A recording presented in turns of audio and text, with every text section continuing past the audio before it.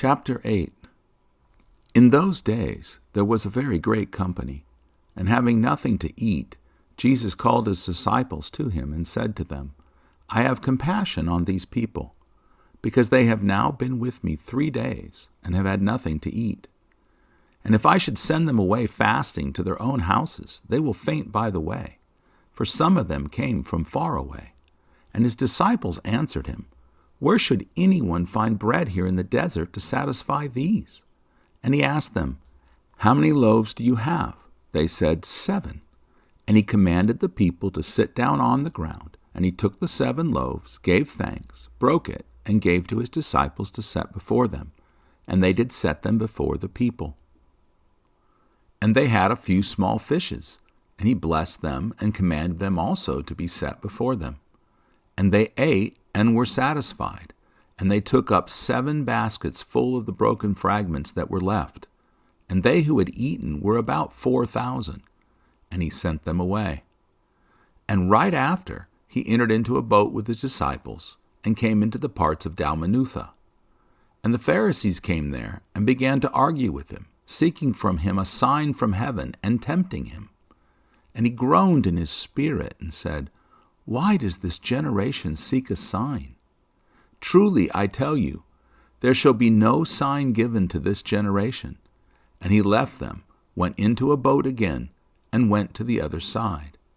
And they had forgotten to take bread with them. They did not have more than 1 loaf with them in the boat. And he charged them, saying, Take heed, and beware of the leaven of the Pharisees, and of the leaven of Herod. And they reasoned among themselves, saying, It's because we have no bread. And when Jesus knew it, he said to them, Why are you reasoning about having no loaves? Do you still not perceive nor understand? Have you hardened your hearts? Have you eyes and see not? And have you ears and hear not? Do you not remember? When I broke 5 loaves among the 5,000, how many baskets full of broken food did you take up? They said unto him, 12. When I broke 7 among 4,000, how many baskets of the fragments of broken food did you take up? They said, 7. And he said unto them, How is it that you do not understand? And he came to Bethsaida, and they brought a blind man unto him, and desired him to touch him.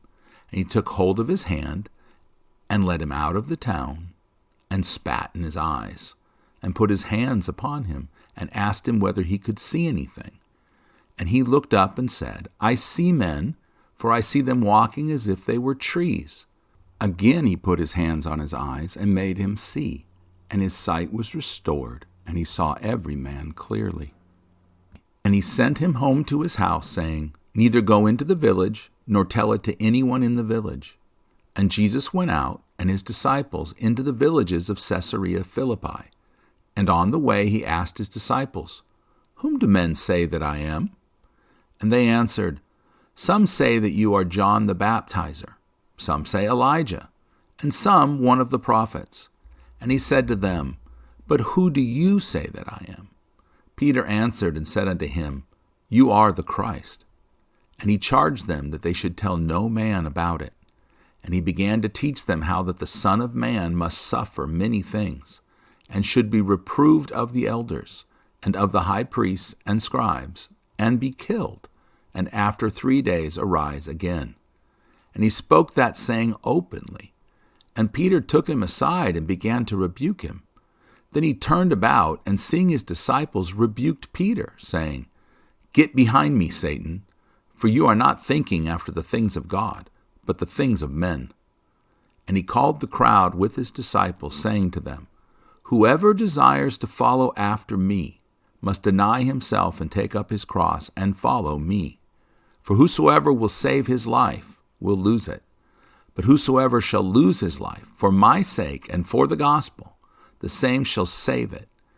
What shall it profit a man if he should gain all the world but lose his own soul? Or what shall a man give in exchange for his soul?